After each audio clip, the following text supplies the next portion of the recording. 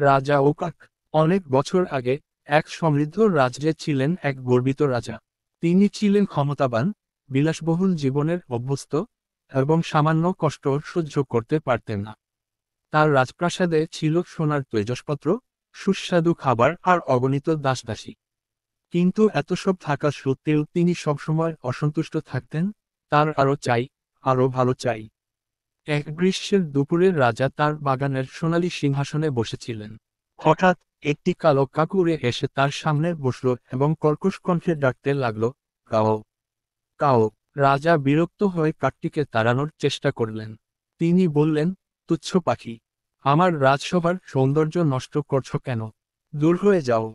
কিন্তু কাকটি গেল না, বরং সে মাথা কাত করে বলল, রাজামশাই, আপনি এত বিরক্ত হচ্ছেন কেন? আমরা তো একই রকম। রাজা অবাক হয়ে বললেন, তুমি কিভাবে আমার মতো হতে পারো? আমি তো রাজা, আর তুমি একটা তুচ্ছ কাক। কাক মৃদু হেসে বলল, রাজামশাই, আমিও আপনার মতো খাবারের খোঁজে ঘুরি, আমিও আপনার মতো বৃষ্টি ও রোদ থেকে বাঁচতে চাই। পার্থক্য একটাই, আমি সামান্য পেলেই খুশি, আর আপনি হাজার রকম সম্পদ পেয়েও সন্তুষ্ট নন। রাজা হতবাক হয়ে গেলেন। সত্যিই তো, তার রাজ্যে অগণিত ধনসম্পদ থাকলেও তিনি কখনো শান্তি পাননি। কিন্তু এই সামান্য কাক সামান্য খাবার পেলেই আনন্দে থাকে। পরদিন সকালে রাজা সবার অগোচরে সাধারণ পোশাক পরে রাজ্যের পথে বের হলেন।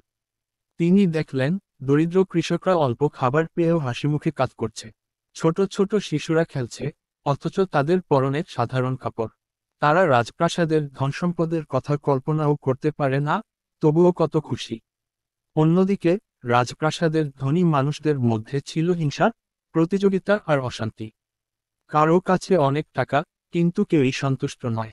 সেই দিন সন্ধ্যায় রাজা আবার বাগানে এলেন এবং আকাশের দিকে তাকিয়ে দেখলেন, সেই কাকটি উড়ে যাচ্ছে। তিনি মৃদু হেসে বললেন, তুমি আমাকে আমার সবচেয়ে বড় ভুলটি বুঝতে সাহায্য করলে, বন্ধু। সেই দিনের পর থেকে রাজা শুধু ধনসম্পদ নয়, বরং সন্তুষ্টি, সহানুভূতি ও পরোপকারের গুরুত্ব বুঝতে শিখলেন। রাজযজুরে তিনি ন্যায় ও সদয় শাসক হিসেবে পরিচিত হলেন। আর আকাশের ওপরে সেই কাক হয়তো তখনও উড়ে যাচ্ছিল, আরও কারো চোখ খুলে দেওয়ার জন্য।